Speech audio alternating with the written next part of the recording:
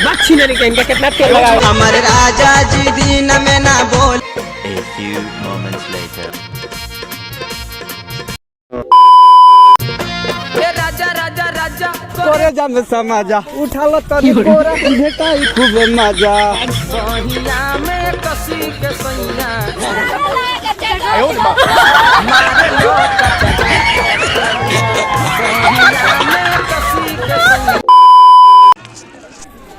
बोलन होले अब त तेल गबकौआ इनका कितना तेल लगा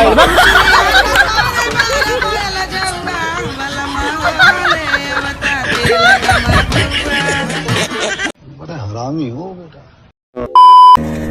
हमर राजा हमर राजा हमर राजा हमर राजा हमारे राजा जी दिन में ना बोले कि रात में चोली खोले।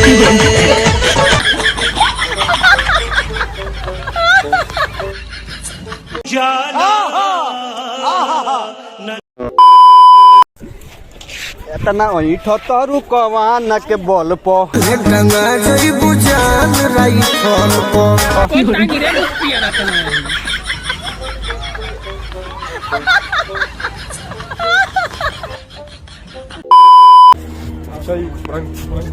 काजल तुम सिर्फ मेरी हो। हम पर कौन कोई दूसरा कोनो भैरव दो गला कोई हमारे हो तो है ना, चलो होने का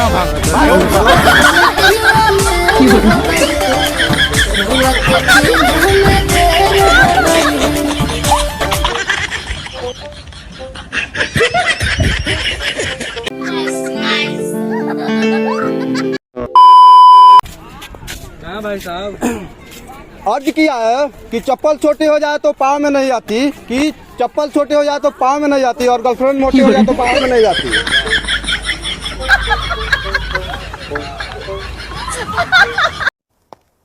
ये तो लेटेस्ट न्यूज़ है। कि तारा गोइला के गम अब सहात नहीं खे, कि तारा गोइला के गम अब सहात नहीं खे। आये काजल जब से तू छोड़े गल बड़ यासी के क्या बनेगा रे तू।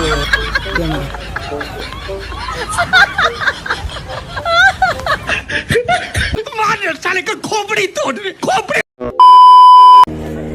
अरे ये भगवान हम लड्डू चढ़ाने को खेल को दियो।